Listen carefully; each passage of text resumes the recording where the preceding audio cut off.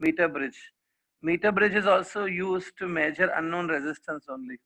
ठीक है, लेकिन ये आप ऐसे बोल सकते हो ये व्हीटस्टोन ही है, बट ये प्रैक्टिकली पॉसिबल व्हीटस्टोन है. प्रैक्टिकली हम लोग इसको कर सकते हैं. It's a instrument which can be use practically. In simple words I can say it is a practical version of Wheatstone network. Practically possible version है. ठीक है, अब मीटर ब्रिज का कल मैंने डायग्राम वगैरह बनाया था. ठीक है, आपने ये बनाया भी होगा. फिर भी अगर, और मैंने आई थिंक वर्किंग एक्सप्लेन किया था. At the end we reach to this formula. फिर भी अगर किसी स्टूडेंट को ये डाउट है या आपका ये छूट गया है कल टॉपिक, ठीक है, या इतना क्लियरिटी नहीं है इसमें, तो मैं विद इन 2 मिनट्स फिर से ये मीटर ब्रिज एक्सप्लेन कर रहा हूँ. Look at this diagram. ये आपका मीटर ब्रिज, ये देखिए लेफ्ट गैप में x ओम कनेक्टेड है, राइट गैप में r ohm is connected. This AB is a 1 metre long wire. ये मीटर ब्रिज है. अब देखिए कॉन्सेप्चुअली ये चीज और ये चीज है, ये क्या है, ये व्हीटस्टोन नेटवर्क है. कॉन्सेप्चुअली दोनों पता है इक्वल है. Actually they are equal. दोनों कैसे इक्वल है देख लो. यहाँ पे आप देखोगे A से लेके C तक, look at from A to C. A से C तक एक x ओम कनेक्टेड है. ये देखिए ये A है, लेट्स से C, बीच में ये x ओम कनेक्टेड है. ठीक, तो देखने में भले ये एक जैसा नहीं लग रहा है, बट है सेम, दोनों में सेम पॉइंट है. A से C तक x ओम है. अब देखिए यहाँ पे C से लेके D तक, C से लेके D तक, सॉरी C से लेके B तक, it is B. C to B it's R ohm connected. तो ये देखो C, ये है suppose B, it's R ohm is connected. ये ऐसा हो गया. अब देखिए यहां से A से D तक जो वायर है, इस वायर में ऐसे करंट भी फ्लो होगा लाइक दिस. A से D तक जो वायर है ना, इससे A से D तक जो वायर है, उसका जो रेजिस्टेंस है, the wire from A to D will have some resistance. वो रेजिस्टेंस मैंने यहाँ पे दिखा है. It's a resistance from A to D. ये सपोज D पॉइंट है, ये A पॉइंट है और ये D पॉइंट है, और A से D तक जो रेजिस्टेंस है, वायर का रेजिस्टेंस, वो मैंने यहाँ पे शो किया है. सिमिलरली D से लेके B तक जो वायर है, there is a wire from D to B. D से ये देखो B तक एक वायर है. सपोज इस वायर का जो रेजिस्टेंस है वो मैंने यहाँ पे शो किया है. ठीक है, यहाँ पे देखिए D और B पॉइंट के बीच में वायर है, उसका कुछ रेजिस्टेंस होगा. वैसे ही उसको मैंने यहाँ पे ऐसे शो किया कि D से B तक ये रेजिस्टेंस है. अब देखिए C से D तक अगर आप देखो गैल्वेनोमीटर है, जैसे galvanometer from C to D like this. नीचे ये सेल है, वो यहाँ पे भी है. ये देखो दोनों आइडेंटिकल है. ठीक है, तो ये nothing, it is nothing but a modified Wheatstone network only. अब वर्किंग मैंने कल बताया था कि ये जो गैल्वेनोमीटर रहता है, it is connected with jockey. Pencil like structure होता है. Galvanometer is connected with a pencil like structure called jockey. अभी जो जॉकी है, यहाँ पे ये जॉकी है, it is touched on the different different points on the wire. Wire के अलग अलग पॉइंट्स पे टच करेंगे. As you touch it to different different points, A से डी तक का जो डिस्टेंस है वो चेंज होता रहेगा. ऐसे अलग अलग पॉइंट्स पे टच करते रहो, you will get one point on the wire, you will get one point on the wire at which current in the galvanometer will become zero. एक पॉइंट ऐसे मिलेगी जहां पे करंट गैल्वेनोमीटर में क्या आएगा, zero. The D point eight which current become zero in the galvanometer, इस D point को हम लोग बोलेंगे नल पॉइंट. मैंने कल ये सब बताया है, आज फिर से थोड़ा रिपीट कर रहा हूँ. इस पॉइंट को बोलते हैं नल पॉइंट. तो as soon as you get null point, current in the galvanometer become zero, मतलब ये ब्रिज बैलेंस हो गया. तो नल पॉइंट जब मिलता है ना, तो ये हम लोग ये डिस्टेंस मेजर करते हैं. It can be measured using scale. ये डिस्टेंस है लेट्स से Lx.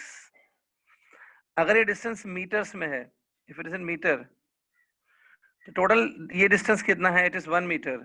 1 मीटर में ये Lx है, so this will be 1 minus Lx. Okay,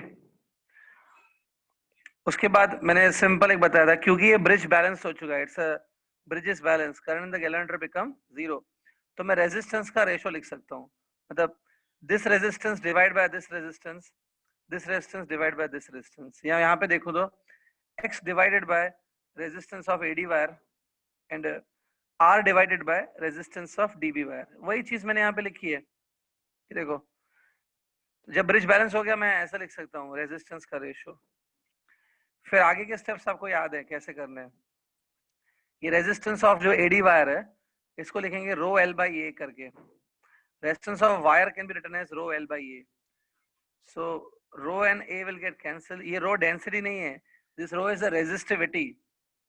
ये ठीक है. तो एडी वायर और डीबी वायर जो है दोनों का रेजिस्टिविटी तो सेम ही होगा because they are actually same wire. ठीक है. तो ये सॉल्व करके हमें अल्टीमेटली ये रिजल्ट मिला है. स्टूडेंट आई होप अपने यहाँ तक लिख लिया है. ठीक है. इस वर्किंग को प्लीज समझ के लो, बहुत सिंपल वर्किंग है इसकी. इसमें मैं कुछ एक्स्ट्रा पॉइंट्स बता देता हूँ, ध्यान से सुनना. ये जो डी पॉइंट है where the current become zero, इस डी पॉइंट को मैंने कहा था नल पॉइंट बोलते हैं. ठीक है. अभी जो नल पॉइंट है इसका हमेशा जो लेफ्ट साइड से डिस्टेंस है ये, इसको मैंने LX से डिनोट किया है. ये जो LX है, sometime this LX is called as balancing length. ये जो LX डिस्टेंस है ना, it is a distance from left side. इसको कभी कभी ये कहा जाता है balancing length. It is sometime called as balancing length. Balancing length क्यों बोलते हैं? क्योंकि ये वो लेंथ है जिसपे ये ब्रिज बैलेंस हो गया है. At this length bridge got balanced. ठीक है. अब एक पॉइंट और बता रहा हूं. अगर बाय चांस आप ये x को इंक्रीज करेंगे, मतलब if you increase the resistance on the left side, तो यहाँ पे लेंथ भी इंक्रीज होगा. मतलब null point right side shift हो जाएगी. If you increase the resistance of right side की रेजिस्टेंस बढ़ाएंगे तो ये जो लेंथ है फ्रॉम द राइट साइड, ये जो लेंथ है ये बढ़ेगी. मतलब नल पॉइंट लेफ्ट शिफ्ट होगी. ठीक है. लेफ्ट साइड की रेजिस्टेंस बढ़ाने पे लेफ्ट साइड की लेंथ, ये बैलेंसिंग लेंथ ज्यादा आती है.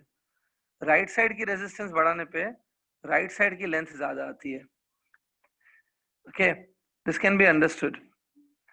इसको आप ऐसे समझ सकते हो. This ratio must be equal to this ratio, right? अगर आप इसको इंक्रीज करेंगे सो इसको भी इंक्रीज होना पड़ेगा. तो ठीक है, इसको बढ़ाएंगे तो इसको भी बढ़ना पड़ेगा because ratio should remain same. ये बढ़ाएंगे तो ये भी बढ़ना पड़ेगा. रेजिस्टेंस ऑफ एडी वायर तभी बढ़ेगा, रेजिस्टेंस ऑफ एडी वायर तभी बढ़ेगा जब इस लेंथ को इंक्रीज करेंगे. सिर्फ इतना याद रखो, किसी भी साइड की रेजिस्टेंस बढ़ाने पे उस साइड की जो लेंथ है वो लेंथ भी बढ़ेगी. This is called metre bridge. Okay student, इसमें एक ही फॉर्मूला है, ये फॉर्मूला थोड़ा ध्यान में रखो. सो आई होप ये क्लियर है कि इस फॉर्मूला में कौन सा टर्म क्या है. LX is a balancing length measured from left side. This 1 minus LX is also the length measured from right side. So R is the resistance in the right gap and X is the resistance in the left gap. So I hope ये clear है, यहाँ पे कोई confusion तो नहीं है. I hope so. और ये भी मैंने अभी समझा दिया. Try to understand this. Okay. Hello हाँ बोले.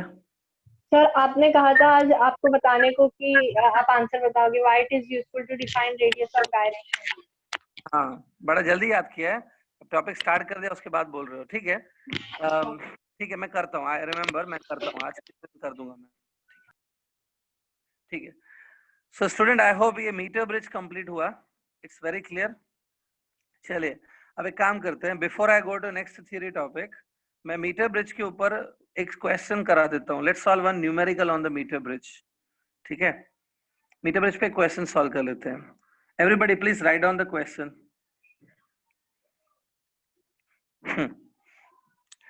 ठीक है. इसमें देखो, in a metre bridge experiment, write down the question.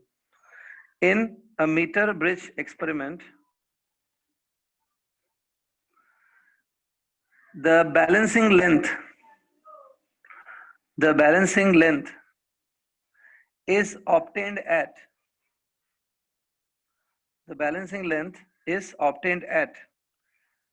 33.33 centimeter, 33.33 centimeter from left side,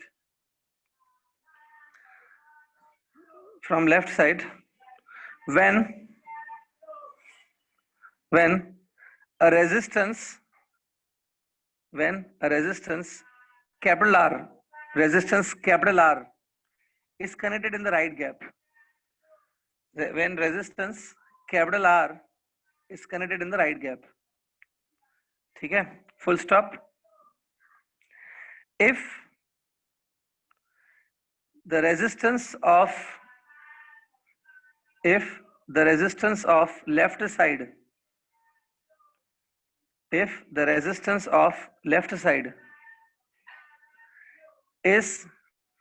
replaced by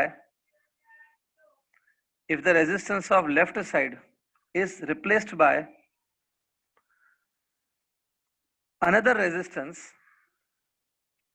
मैं repeat कर रहा हूं, if the resistance of left side is replaced by another resistance of double value,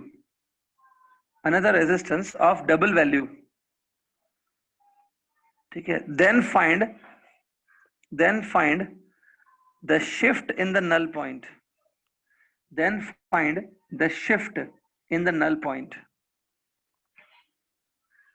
ठीक है, I hope student आपने question लिख लिया है, फिर भी मैं एक बार रिपीट कर रहा हूं, ध्यान से देख लो आपने लिखा है कि नहीं. In a metre bridge experiment with the resistance capital R in the right gap, the null point is obtained, the balancing length is obtained at 33.33 centimeter from left, full stop. If the resistance in the left gap is replaced by another resistance of double value, then find the shift in the null point. Student, I hope question लिख लिया आपने. ये question जो है बहुत ज्यादा easy भी नहीं है, लेकिन बहुत ज्यादा डिफिकल्ट भी नहीं है, मॉडरेट लेवल का क्वेश्चन है. ठीक है, मॉडरेट लेवल का क्वेश्चन है. सो मैं अभी क्वेश्चन करा देता हूं आपको, ध्यान से सिर्फ स्क्रीन पे देखो. सही, आपको याद है मीटर ब्रिज एक्सपेरिमेंट में दो चीजें होती है, एक होता है लेफ्ट गैप और एक होती है राइट गैप. मैं इसको लिख रहा हूँ LGRG. ठीक है, ये 1 मतलब इनिशियल केस, 2 मतलब फाइनल केस. 1 है इनिशियल, 2 है फाइनल. इनिशियली देखो लेफ्ट गैप में क्या रेजिस्टेंस है वो गिवन नहीं है. सपोज इनिशियली लेफ्ट गैप में X ओम रेजिस्टेंस है और राइट गैप में रेजिस्टेंस गिवन है कि R है. ये रेजिस्टेंस है दोनों. तो जो बैलेंसिंग लेंथ आ रही है, लिखा है कि बैलेंसिंग लेंथ 33.33 सेंटीमीटर पे आ रही है. दैट मींस जो LX होता है, LX इज 33.33 सेंटीमीटर. ये इनिशियल है. अब फाइनली क्या किया है, फाइनल केस में हमने resistance in the right gap को चेंज नहीं किया है, इट रिमेन सेम R, पर लेफ्ट गैप में रेजिस्टेंस इतना हो गया 2x. देखो डबल कर दिया. सो अभी पता नहीं बैलेंसिंग लेंथ कितना आएगा, क्योंकि हमने रेजिस्टेंस चेंज किया, लेंथ भी चेंज होगा. ये लेंथ नहीं पता, हमें शिफ्ट फाइंड करना है कि शिफ्ट कितना हुआ, मतलब नल पॉइंट कितना शिफ्ट हुआ. ठीक है, तो कैसे करेंगे? All of you know the formula, that resistance in the left gap divided by resistance in the right gap, X by R equal to LX upon 1 minus LX. ये formula metre bridge में हमने derive की है. LX upon 1 minus LX equal to X by R. ठीक है, अब LX तो सबसे पहले 33.33 है ना, दिस इज 33.33, और यहाँ पे क्या होगा, यहाँ पे आएगा 1 minus 33.33. सो इट्स सिंपल, कोई भी सॉल्व कर सकता है 33.33.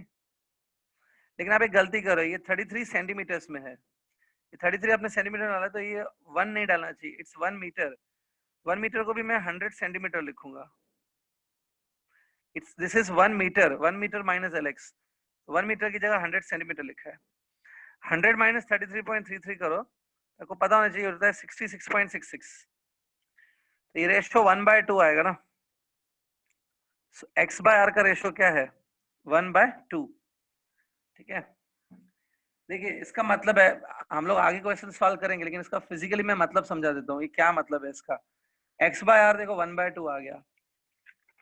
इसका एक्चुअली मतलब ये है कि अगर सपोज ये जो रेजिस्टेंस है और ये जो रेजिस्टेंस है, इनका रेशियो 1:2 है. ये रेजिस्टेंस और ये रेजिस्टेंस का रेशियो 1:2 है. सो लेंथ में भी ये लेंथ और ये लेंथ का रेशियो 1:2 होगा. X अपॉन R का रेशियो 1:2 है, तो इन दोनों लेंथ का भी रेशियो 1:2 आता है. तो ये लेंथ है अप्रॉक्स 33 सेंटीमीटर और ये है 66 सेंटीमीटर. इनका भी रेशियो 1:2 हो गया. तो याद रखो X और R का जो रेशियो होता है, same is the ratio of this length to this length.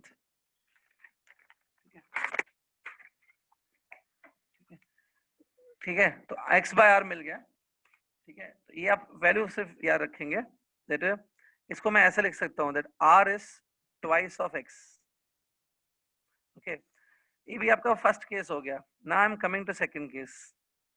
Late lx dash लिखा है बी द बैलेंसिंग लेंथ।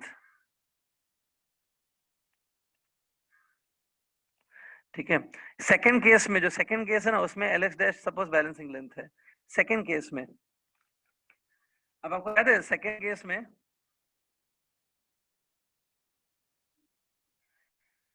अब आपको याद है सेकंड केस में लेफ्ट गैप में कितना रेजिस्टेंस कनेक्टेड है? ये कनेक्टेड है 2x, और राइट गैप में r का r ही होगा। तो देखो ये है,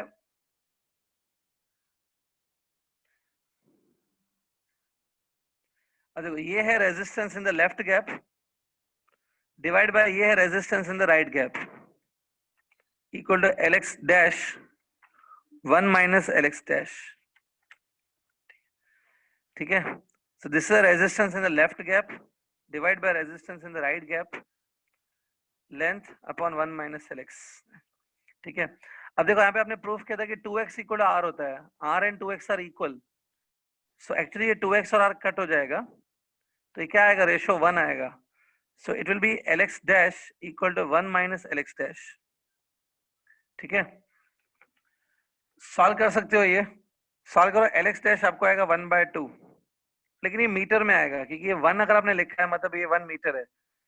1/2 मीटर मतलब 50 centimetre.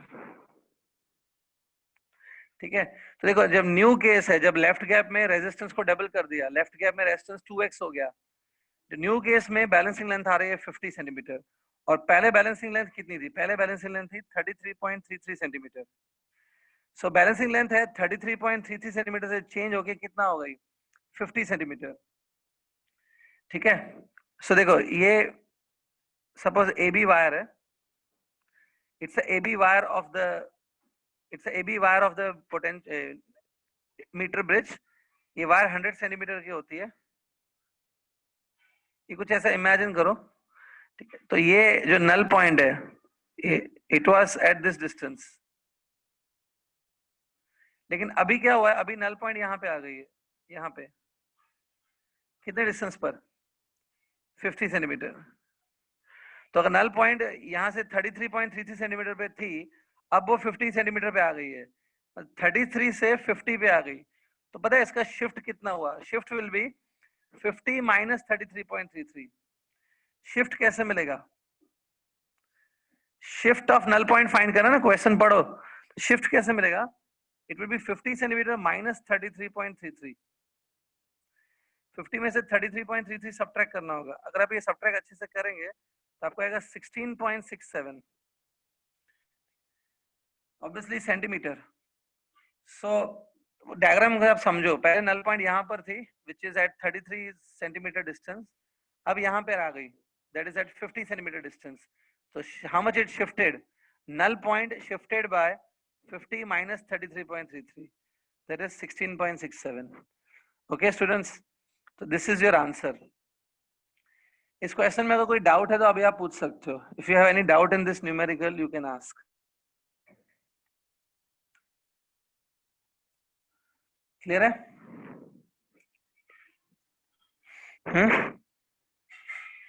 Is that clear everything?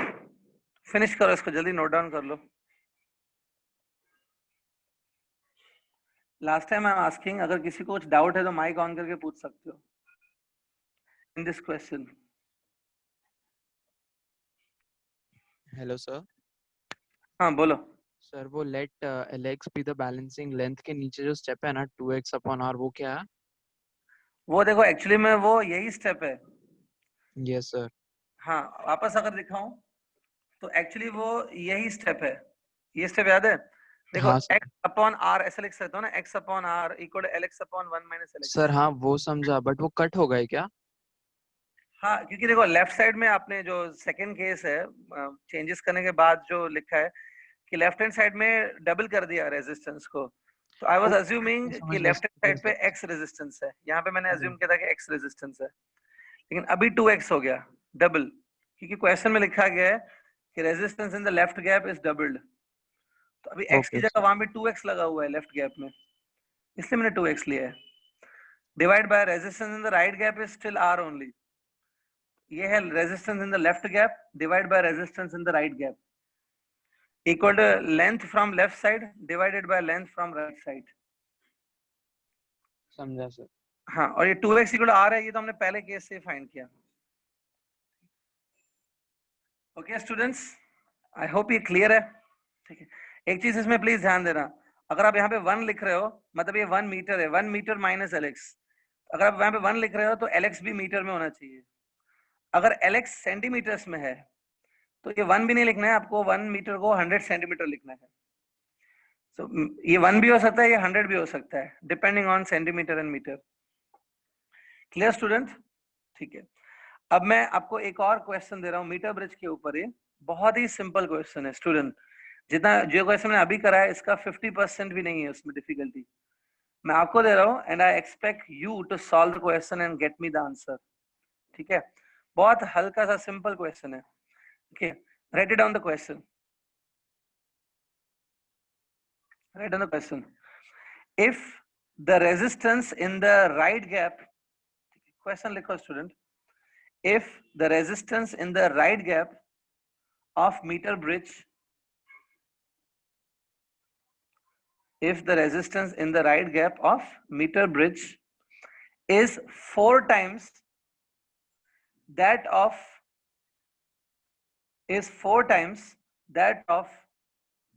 the resistance in the left gap,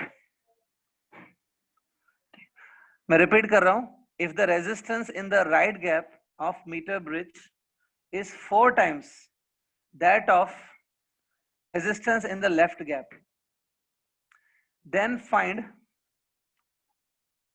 the balancing length,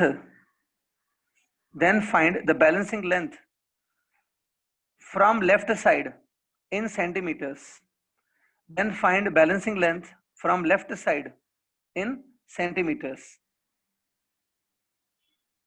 ठीक है, अब देखो इसका आंसर जिस स्टूडेंट को मैं बोलूंगा वही स्टूडेंट सिर्फ आंसर देगा। आप सब इसको सॉल्व करो, extremely easy question student, try करो। अब जिसको फिर मैं बोलूंगा वो स्टूडेंट ही सिर्फ आंसर देगा। You have 2 minutes to solve this question।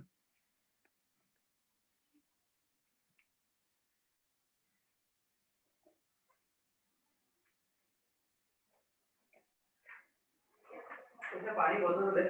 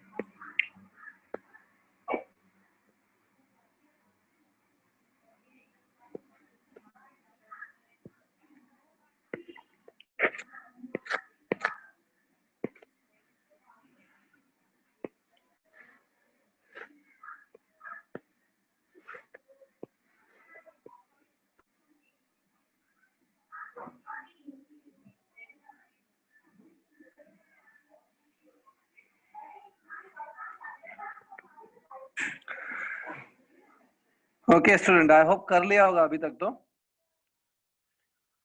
Completed. Resistance जो राइट गैप में है वो 4 टाइम्स है than the resistance of left gap, 4 times ज्यादा रेजिस्टेंस है। आपको सिर्फ बैलेंसिंग लेंथ LX निकालना है। ठीक है, सो मुझे उम्मीद है आपने कंप्लीट कर लिया होगा क्वेश्चन। अब जो स्टूडेंट इसका आंसर देगा वो स्टूडेंट है श्लोक अंधाले। श्लोक अंधाले, अपना माइक ऑन करो। Shlok Andhale, open your mic. Hello sir. हाँ, श्लोक बोल रहे हैं? हाँ श्लोक बोल रहा हूँ। हाँ, कुछ आंसर मिला?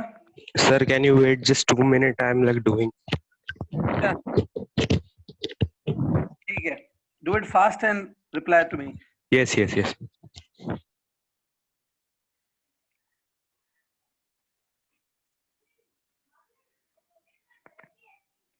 स्टूडेंट्स आई होप आपने कर लिया है, ठीक है। जिनका हो गया है ना, आप 2 मिनट जस्ट वेट करो, लेट मी सी कौन स्टूडेंट क्या आंसर दे रहा है। Let me wait for 2 minutes.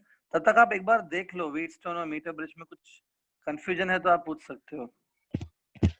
Hello, sir. हाँ, कौन बोल रहा है? Shlok. हाँ बोलो। Sir, 80 centimeter. 80 centimetre, Yes, sir. ठीक है। आप मुझे ये पेज दिखा दो अपना, क्या आपने लिखा है, कैमरा ऑन करके दिखाओ आपने क्या। Sir, back camera ये थोड़ा. हाँ लेकिन कुछ तो दिखेगा, दिखा दो जो उससे भी है। कैमरा ऑन करके दिखाओ। 2 सेकंड ना सर. हाँ ओके।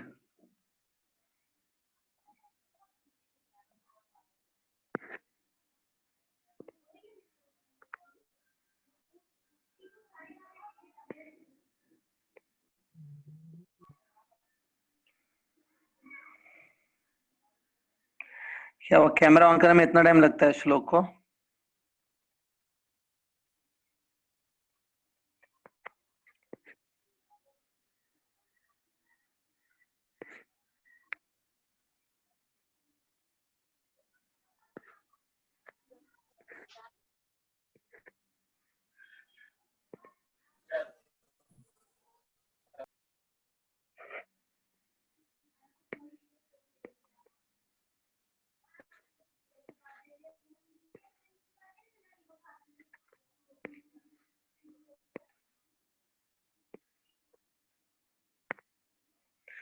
ठीक है, श्लोक अंधा ने तो अभी कुछ रिप्लाई नहीं आ रहा है श्लोक से, ठीक है। अमन कुमार, अमन कुमार अपना माइक ऑन कीजिए। Yes, sir. अमन कुमार, कुछ आंसर मिला है इस सम का? Yes, sir. 20 centimeter. Student Aman Kumar बोल रहा है कि आंसर 20 सेंटीमीटर है। अमन कुमार के अकॉर्डिंग आंसर 20 सेंटीमीटर है। बाकी स्टूडेंट मैसेज करके बताओ ये राइट है कि नहीं। He is saying the answer is 20 centimetre.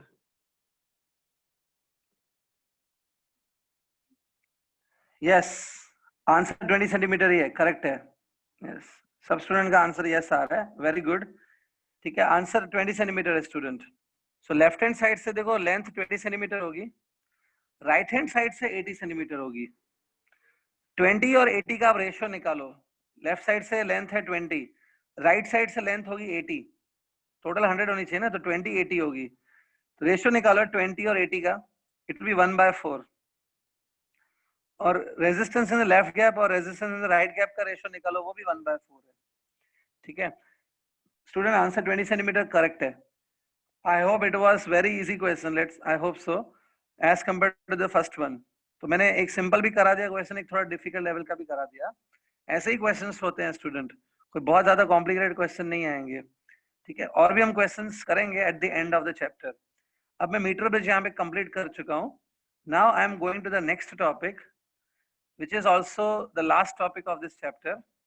लेकिन लास्ट टॉपिक है, लेकिन काफी बड़ा टॉपिक है, ठीक है। So I'm starting with the last topic of this chapter। Last है बट इंपॉर्टेंट है और काफी बड़ा टॉपिक है, ठीक है। The topic is potentiometer।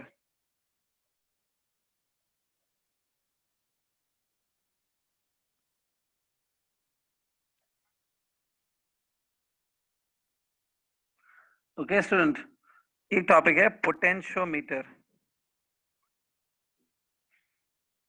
या you can put the heading potentiometer.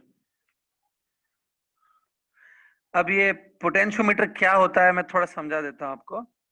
सी, कभी भी आप फिजिक्स में कोई अगर ऐसा नाम सुनते हो जिसमें पीछे मीटर लिखा हुआ है, आगे मीटर नहीं होना चाहिए, पीछे मीटर होना चाहिए। तो पीछे मीटर लिखा हुआ है मतलब ये एक इंस्ट्रूमेंट है जो कुछ ना कुछ मेजर करता है। It's instrument that measure something. अगर मीटर वर्ड आगे लगा होता है मतलब वो 1 मीटर का चीज है, इट्स अ 1 मीटर लॉन्ग, जैसे मीटर ब्रिज। पीछे मीटर लगा होता है मतलब वो एक इंस्ट्रूमेंट है विच कैन मेजर एनीथिंग। सो ये एक इंस्ट्रूमेंट है जो कुछ ना कुछ मेजर करता है। अब क्या मेजर करता है? It measures potentio, that means potential. It's a instrument which measures potential difference. Potential difference measure करने वाला इंस्ट्रूमेंट है। तो अगर आपको अभी डाउट आएगा कि सर वोल्ट मीटर भी तो पोटेंशियल डिफरेंस ही मेजर करता है, yes you are correct, volt metre also measures potential difference. अब वोल्ट मीटर और पोटेंशियोमीटर में फर्क क्या है अगर मैं बताऊं, तो पोटेंशियोमीटर एक ओल्ड इंस्ट्रूमेंट है, इट्स अ क्लासिकल इंस्ट्रूमेंट, आज से 150-200 साल पहले ये यूज होता था, ओके कुछ लैबोरेटरीज में यूज होता था। Potentiometer is a old instrument, volt meter is a very much new instrument, ठीक है, ये पुराना इंस्ट्रूमेंट है। आजकल आपको ये जो पोटेंशियोमीटर है वो कहीं यूज में नहीं दिखेगा। आजकल जो पोटेंशियोमीटर है खाली फिजिक्स लैब में दिखता है फॉर डूइंग प्रैक्टिकल्स, प्रैक्टिकल में आता है पोटेंशियोमीटर, बाकी कहीं नहीं दिखेगा। But volt meter has numerous application, volt meter बहुत सारे इलेक्ट्रॉनिक सर्किट्स में होता है वोल्टेज मेजर करने के लिए। सो इन शॉर्ट वोल्ट मीटर एक न्यू इंस्ट्रूमेंट है, पोटेंशियोमीटर पुराना इंस्ट्रूमेंट है। हाँ अमन कुमार, ये 12th के फिजिक्स प्रैक्टिकल्स में है। अभी तो लॉकडाउन चालू है, लेकिन जब लॉकडाउन खुलेगा आपके कॉलेजेस स्टार्ट होंगे, आप कॉलेजेस में जाओगे, you are missing your college teachers right, और याद आ रही होगी कॉलेज टीचर्स की। तो जब आप कॉलेज में जाओगे आपके टीचर्स सबको फिजिक्स के प्रैक्टिकल कराएंगे, ठीक है। फिजिक्स के जब प्रैक्टिकल कराए जाएंगे ना, फिजिक्स प्रैक्टिकल्स में ये प्रैक्टिकल कराया जाता है पोटेंशियोमीटर, वहां पे आप इस इंस्ट्रूमेंट को देख सकते हो, या इंटरनेट पे भी टाइप करोगे गूगल इमेजेस में तो आपको पोटेंशियोमीटर दिख जाएगा। I will also tell you about it, but ये एक ओल्ड इंस्ट्रूमेंट है, और जो ये रहता है वोल्ट मीटर वो एक न्यू इंस्ट्रूमेंट है। और भी अगर मैं थोड़ा फर्क बताऊं तो पोटेंशियोमीटर जो है वो डिफिकल्ट होता है यूज करने में। पोटेंशियोमीटर बहुत लंबा इंस्ट्रूमेंट है, लगभग 1 मीटर लंबा इसका लेंथ होता है, it's a very long instrument. Volt meter बहुत छोटा इंस्ट्रूमेंट होता है, लेकिन पोटेंशियोमीटर के मतलब मैंने अभी बताया ड्रॉबैक्स ही ज्यादा हैं। एक तो ये पुराना इंस्ट्रूमेंट है, आजकल यूज में नहीं है, और ये 1 मीटर लंबा होता है, it's a very long instrument. Volt meter तो बहुत छोटा होता है। लेकिन पोटेंशियोमीटर का एक अच्छी पॉइंट है, एक इसकी एक खास बात है जो वोल्ट मीटर में नहीं मिलती है, ठीक है, वो मैं आपको बताऊंगा आगे। But potentiometer also has some advantages compare to volt metre, ठीक है। तो आज हम लोग पोटेंशियोमीटर डिस्कस करेंगे। At the end of this topic जब पोटेंशियोमीटर खत्म होगा 1 या 2 दिन के बाद, तब मैं आपको कंपैरिजन लिख के दे दूंगा, that comparison between volt meter and potentiometer, ठीक है। आगे बढ़ते हैं, let's start with potentiometer. It is a potential difference measuring instrument है।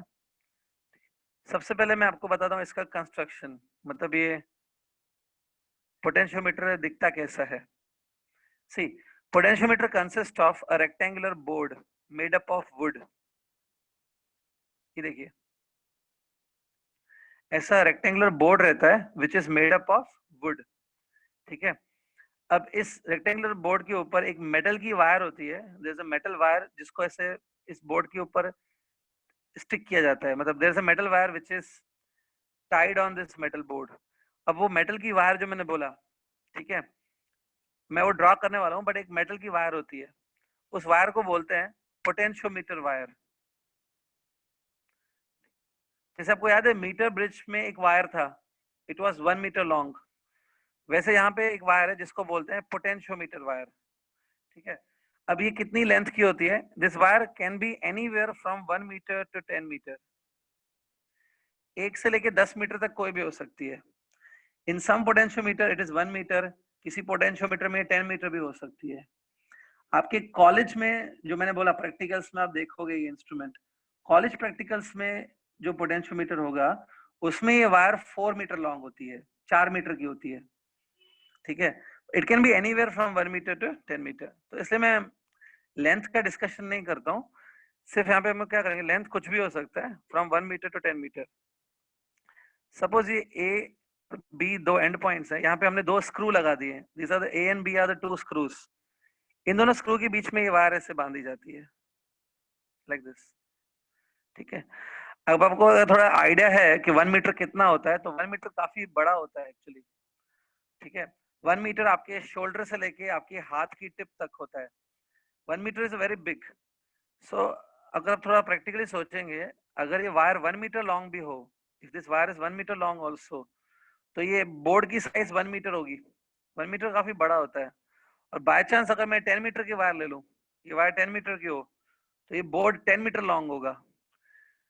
10 मीटर लॉन्ग अगर बोर्ड होगा तो वो आपके एक रूम में भी नहीं आएगा, वो रूम से बाहर जाने लगेगा, इतना बड़ा होता है 10 मीटर। तो ये इतना बड़ा इंस्ट्रूमेंट हम लोग कैसे यूज करेंगे, जो 10 मीटर लंबा इंस्ट्रूमेंट? नहीं, अगर होता क्या है, अगर ये वायर 10 मीटर लंबी है ना, तो उसको ऐसे स्ट्रेट नहीं बांधा जाता, उस वायर को ऐसे फोल्डेड फॉर्म में बांधा जाता है। जब यहाँ पे लेट से ए पॉइंट रहेगी, वायर ऐसे फोल्डेड फॉर्म में रहेगी, और फोल्डेड फॉर्म के बाद वो बी पे आके खत्म होगी। सो स्टूडेंट, अगर ये लॉन्ग वायर होती है तो उसको फोल्डेड फॉर्म में बांधा जाता है, फोल्ड करके। और अगर लॉन्ग वायर नहीं है, छोटा है, तो उसको स्ट्रेट भी बांध सकते हैं। ठीक है, हम लोग अपने डेरिवेशंस वगैरह में स्ट्रेट वायर बना लेंगे, but it is not necessarily straight, it can B folded also. ठीक है, अब देखिए, ये ए बी वायर है, it is called potentiometer wire. ठीक है, अब ए पॉइंट से हम लोग यहाँ पे एक सेल कनेक्ट करते हैं, सी टू इट। ये सेल कनेक्ट किया, let's say the EMF of this cell is E. ठीक है, उसके बाद यहाँ पे आएगा एक की, और उसके बाद आएगा रियोस्टेट। तो कुछ स्टूडेंट को तो ये ऐसा लग रहा होगा कि सर ये तो मीटर ब्रिज के जैसा ही है। यस, नीचे से ये जो सर्किट है, इलेक्ट्रिकल सर्किट जो नीचे कनेक्टेड है ए बी पॉइंट नीचे, वो कुछ कुछ मीटर ब्रिज के जैसा ही है। ठीक है, ठीक है, पहले आप यहाँ तक समझ लो। अब इस सर्किट में कुछ और चीजें भी हैं जो हम लोग बाद में डिस्कस करेंगे, पहले यहीं तक बनाना है। ठीक है, I will give you 1 minute time, आप यहाँ तक प्लीज ड्रॉ कर लो, पहले draw up to this.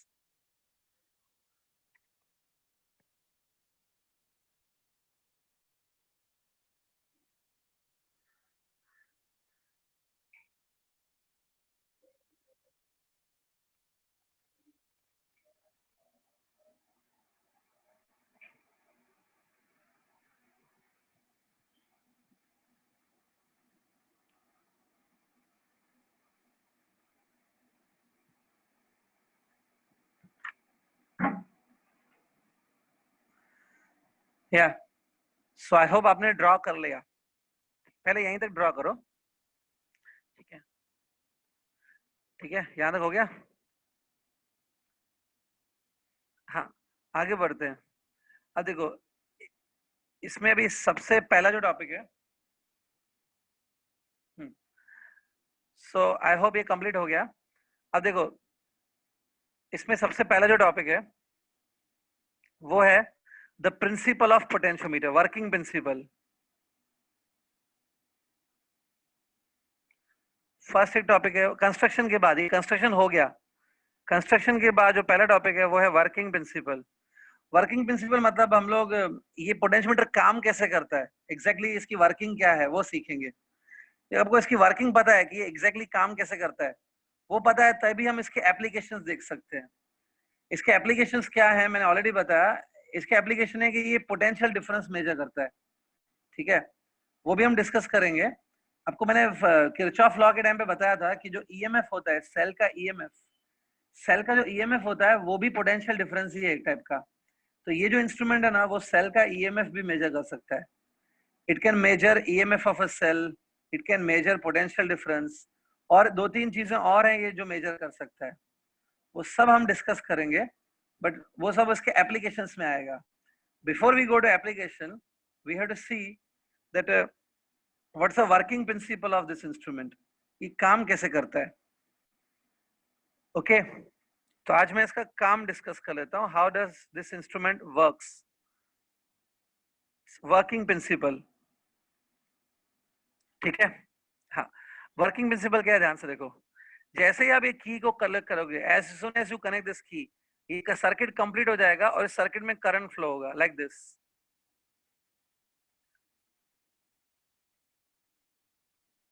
See this current.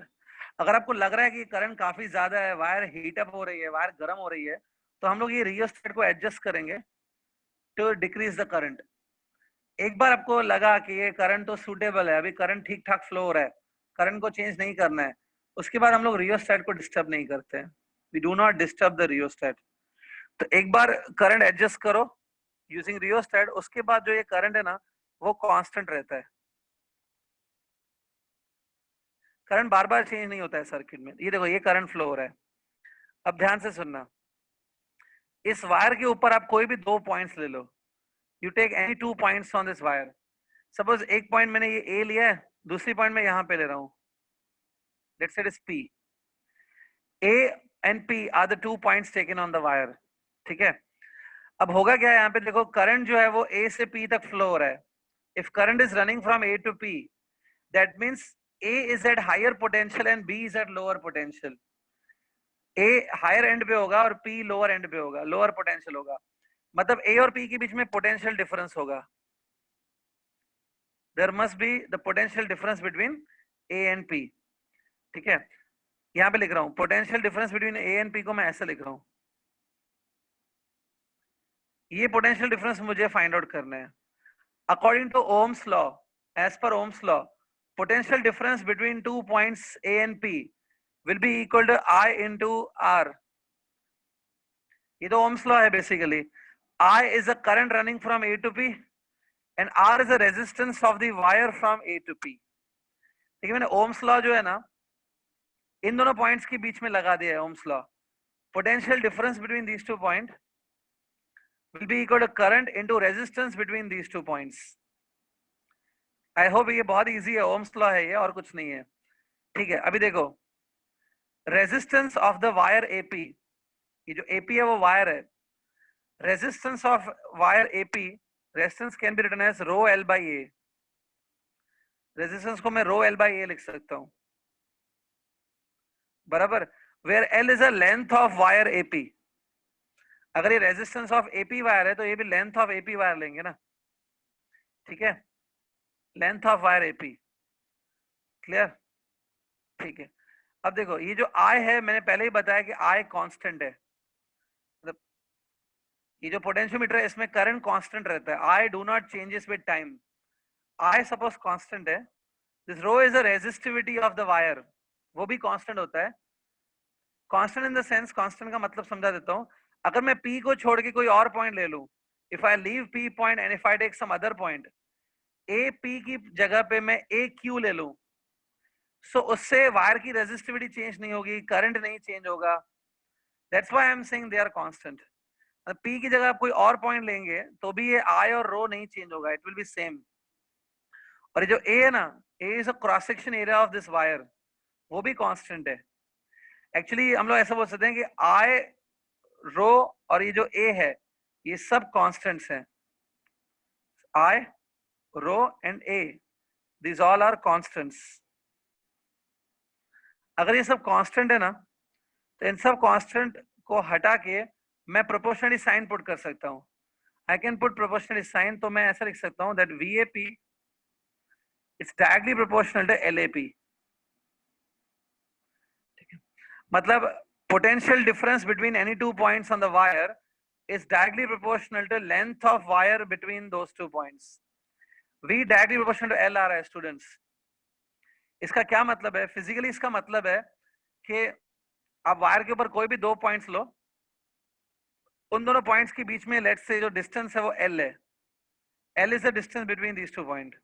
और इन दोनों पॉइंट के बीच में potential difference let's say V है. ये जो V है वो L के साथ डायरेक्ट प्रोपोर्शन है. मतलब जैसे जैसे आप L को बढ़ाएंगे V भी बढ़ेगा. तो आपने ये 2 पॉइंट ली, ठीक है, इनके बीच में पोटेंशियल डिफरेंस V है. अगर आप ये 2 पॉइंट लेंगे, टेक दीस 2 पॉइंट, तो इन दोनों पॉइंट के बीच में डिस्टेंस ज्यादा है ना, L got increased.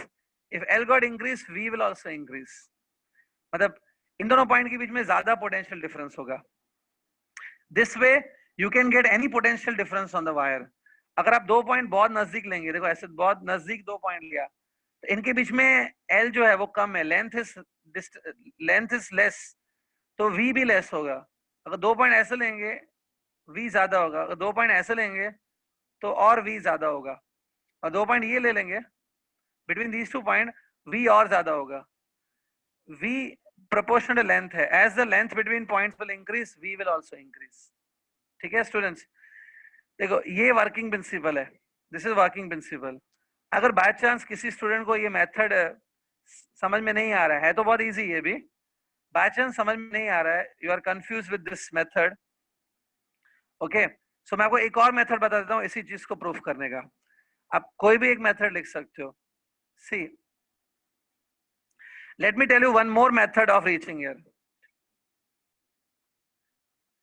See, अगर आपके पास दूसरा मेथड भी रहेगा तो आपकी और इंफॉर्मेशन नॉलेज बढ़ेगा.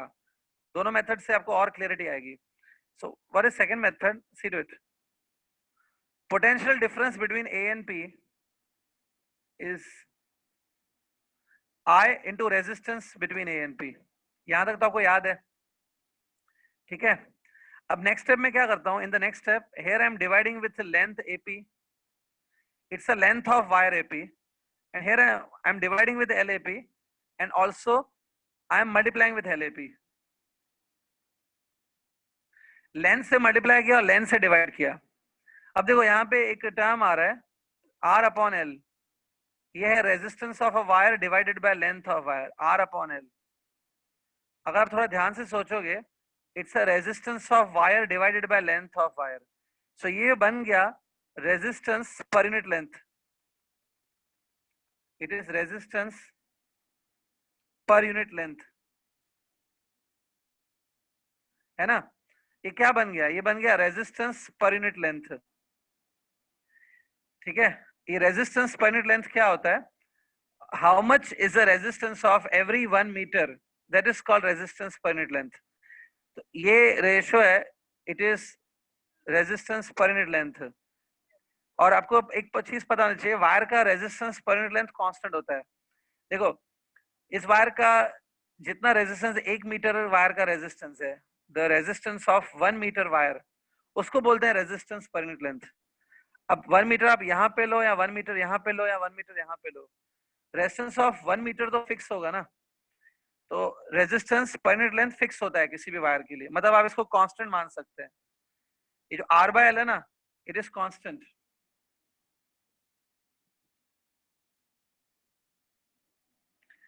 सी, अब एक स्टूडेंट ने पूछा कि सर ये डिनोमिनेटर में क्या लिखा है आपने? ये डिनोमिनेटर मैंने L से डिवाइड किया, L से मल्टीप्लाई किया. L is the length of wire between A and P. L is the length of this wire between A and P. L से डिवाइड किया, L से मल्टीप्लाई किया. So स्टूडेंट याद रखो, ये R by L आप करोगे ना, so it will give you resistance per unit length, जो कि कांस्टेंट होता है. It is constant. तो ये रेजिस्टेंस पर यूनिट लेंथ है, इट इज कांस्टेंट. I क्या है? करंट. करंट भी कांस्टेंट है, मैंने बताया था. तो ये सब कांस्टेंट हो गया, मतलब VAP directly proportional to LAP. देखिए फिर से ये सेम लॉ आ गया. तो सेकंड मेथड से भी वही आ रहा है. अब आपको फर्स्ट मेथड पसंद हो या सेकंड मेथड पसंद हो, it is up to you. ये मेथड भी चला सकता है एग्जाम में. मैंने क्या किया, I written V equal IR between points A and P, potential difference between points A and P, current into resistance between A and P. Length से मल्टीप्लाई और डिवाइड कर दिया. Remember R by L constant होता है, which is actually resistance per unit length. ये constant होता है और I भी कांस्टेंट है, that's why V proportional to L. So student, this is called as working principle of potentiometer. ठीक है, डायग्राम आपने ऑलरेडी ड्रॉ कर लिया है, ये दोनों मेथड्स भी लिख लो and reach up to this equation. ठीक है, I'm giving you 1 minute time, finish कर लो यहां तक.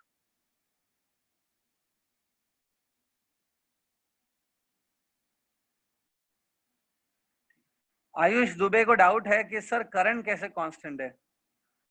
आयुष ध्यान से सुनना, आपने पोटेंशियोमीटर का डायग्राम बनाया ना, उसमें जैसे ही आप की क्लोज करोगे, सर्किट में करंट फ्लो होना चालू हो जाएगा. अगर तुमको लगे कि ये करंट तो काफी हैवी फ्लो हो रहा है, बहुत हैवी करंट है, ये तो वायर गर्म हो रही है, तो अब रियोस्टेट को थोड़ा एडजस्ट कर लो. रियोस्टेट की एडजस्टमेंट से करंट थोड़ा कम हो जाएगा. जब आपको लगे कि करंट तो अभी ठीक है, सेफ करंट है, करंट आ रहा, अच्छा फ्लो हो रहा है, ज्यादा हीटिंग नहीं हो रही है, तो करंट अभी अच्छे से फ्लो हो रहा है, अब आप रियोस्टेट को टच मत करो, की को टच मत करो, सेल को टच मत करो, किसी चीज को टच नहीं करो. इन सब चीजों को टच नहीं करोगे तो करंट भी चेंज नहीं होने वाला है. करंट फिर throughout the circuit constant ही रहेगा वो करंट. अगर तुम कुछ चेंजेस करोगे तो करंट चेंज होगा ना. तुम रियोस्टेट को डिस्टर्ब मत करो, सेल को डिस्टर्ब मत करो, की को डिस्टर्ब मत करो, तो करंट नहीं चेंज होने वाला है. आई होप आयुष दुबे का डाउट क्लियर है.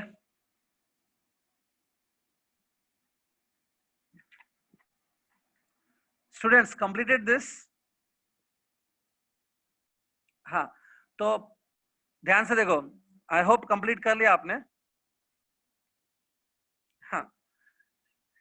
सही, लिखना उतना इंपॉर्टेंट नहीं है जितना दिमाग में डालना इंपॉर्टेंट है। आपके दिमाग में ये चीज जानी चाहिए कि एग्जैक्टली क्या कर रहे हैं हम लोग।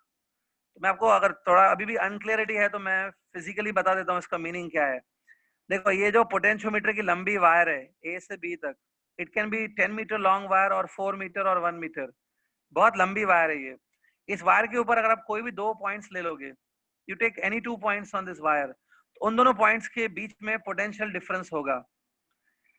जितना 2 पॉइंट्स के बीच में डिस्टेंस ज्यादा होगा, as the distance between 2 points will increase, as the length between 2 points will increase, the potential difference between those points will also increase.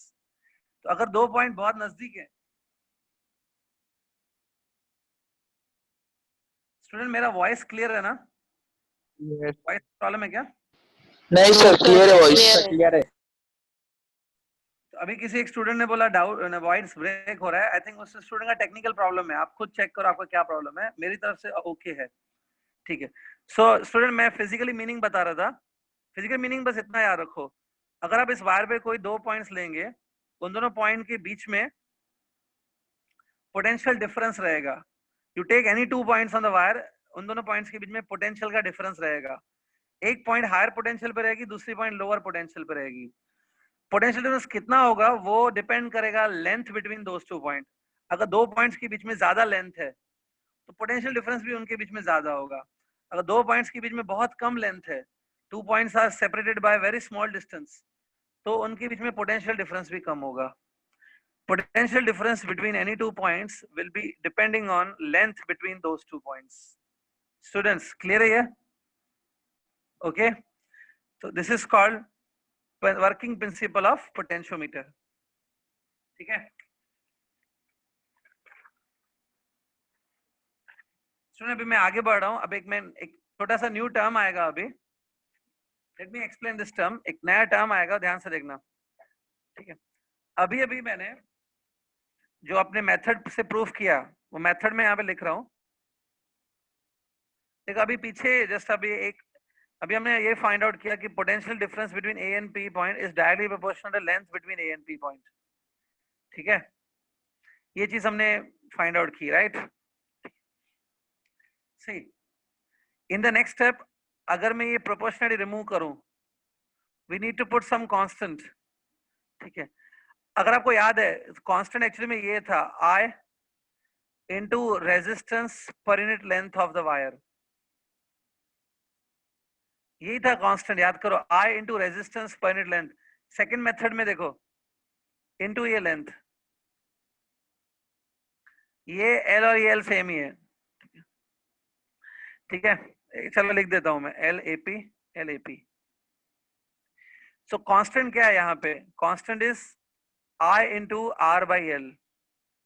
ये कांस्टेंट है ना, बराबर। इसमें मैंने बताया था कि R बाई L कांस्टेंट होता है। R बाई L को क्या बोलते हैं? R by L is called as resistance per unit length, right? Student, एक चीज आप समझ के लो, रेजिस्टेंस पर यूनिट लेंथ इसको बोलते हैं। ये क्या है? It's a resistance of every 1 metre. तो एक काम करते हैं, रेजिस्टेंस पर यूनिट लेंथ है, इसको मैं सिग्मा से डिनोट करता हूं। I am denoting it by sigma. Sigma is the resistance per unit length. Sigma is the resistance of the wire पर यूनिट लेंथ। इसको मैं सिग्मा लिख सकता हूं। तो ये देखो, यहाँ पे हो जाएगा I, resistance per unit length को सिग्मा लिखो, ये कांस्टेंट है, राइट? ठीक है, सो I इंटू सिग्मा, ये कांस्टेंट है। अब एक कांस्टेंट को मैं एक सिंबल दे देता हूँ। ये जो पूरा कांस्टेंट है ना, ये इसको मैं एक सिंबल दे देता हूँ, K। मतलब I into R by L जो कांस्टेंट है, इसको मैं K लिख देता हूँ। I am writing K in place of this. So VAP equal to K into LAP।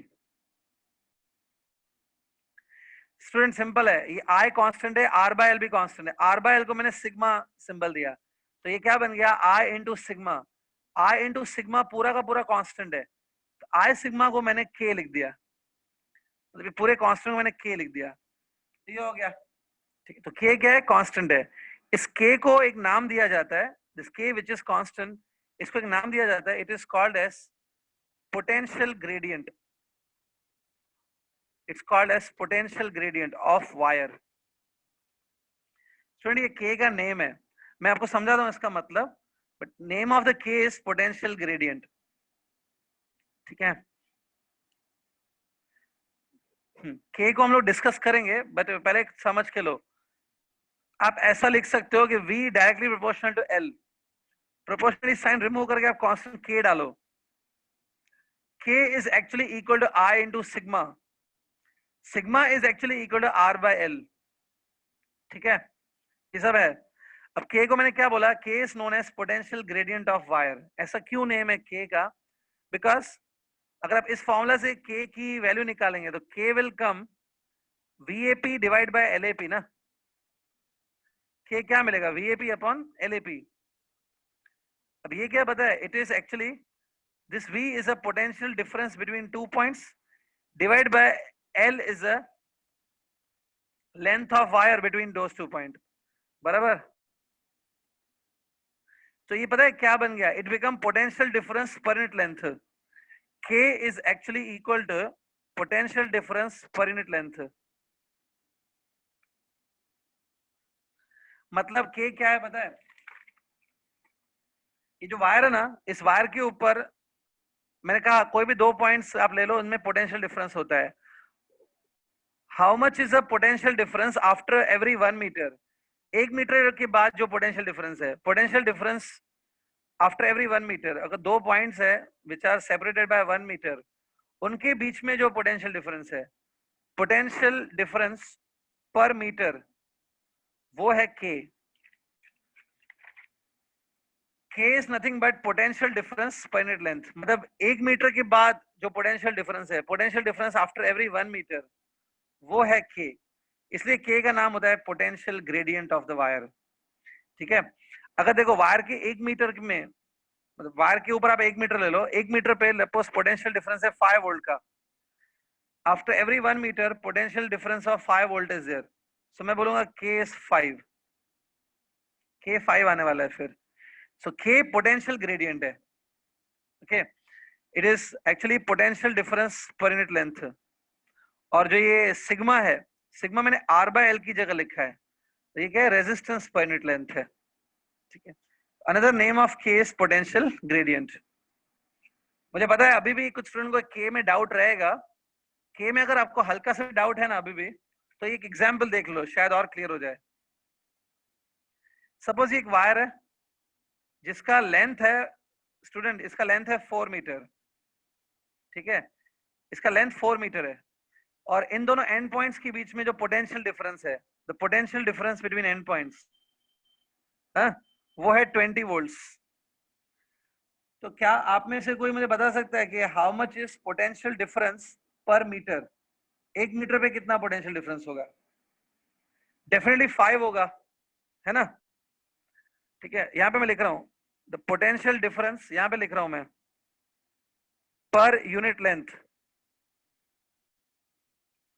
Potential difference पर यूनिट लेंथ मतलब वही potential difference per metre.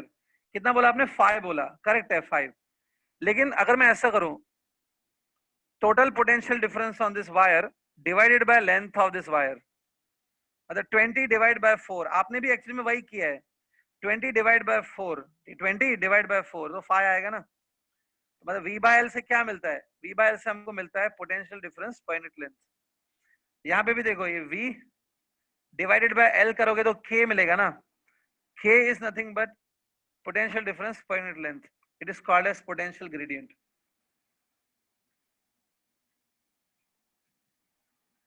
Clear students? हाँ. So अभी पोटेंशियल ग्रेडियंट तक समझो. आज पोटेंशियल ग्रेडियंट का एक मैं एग्जाम्पल देता हूँ, शायद उससे और क्लियर हो. अगर पोटेंशियल ग्रेडियंट K है, let's say K is a potential gradient, मतलब it is potential difference per metre. It is a potential difference per metre, मतलब 1 मीटर के बाद पोटेंशियल डिफरेंस K होगा, 2 मीटर के बाद पोटेंशियल डिफरेंस 2K होगा, 3 metre के बाद पोटेंशियल डिफरेंस 3K होगा, because K is a potential difference after 1 metre. So student आज यहां तक क्लियर करो. Each and everything you must make it clear. ठीक है, आई होप आपने ये लिख भी लिया होगा, जो मैंने बताया वो लिखा होगा। अगर नहीं लिखा है तो मैं यहाँ पे लिख रहा हूँ, और while writing एक बार और आपका रिवीजन हो जाएगा। ऐसे याद करो, V between any two points proportional to, sorry, V between any two points is equal to I into resistance between two points। यहाँ पे L से डिवाइड करो, L से मल्टीप्लाई करो। ये है रेजिस्टेंस पर यूनिट लेंथ, इसको लिखो sigma into I into L equals to V. अब लिखेंगे कि जो आई सिग्मा है इसको सपोज हम लोग के लिख देंगे। आई सिग्मा को के लिख दिया, और ये कांस्टेंट है, इसको के लिख दिया। V become equal to K L, क्योंकि के कांस्टेंट है, ये आई इंटू सिग्मा कांस्टेंट है, वी प्रोपोर्शनल टू एल हुआ। के की फॉर्मूला क्या बनेगी? के होगा V by L. So this K is known as potential gradient. Student भले आपने पहले लिख के रखा है, चाहिए तो फिर से ये लिख लो। Each and every term should be clear to you. कल जब मैं लेक्चर स्टार्ट करूंगा, इसमें से कुछ भी मैं आपसे पूछ सकता हूं। Tomorrow I can ask you anything related to potentiometer and you have to answer. आप मेरे नोटबुक से पढ़ लो या गवर्नमेंट टेक्स्ट बुक से पढ़ लो, पोटेंशियोमीटर का यहां तक पढ़ लेना एक बार फिर से। कल मैं कुछ भी आपसे पूछ सकता हूं, और अगर नहीं आया तो जितना मैंने आज कराया है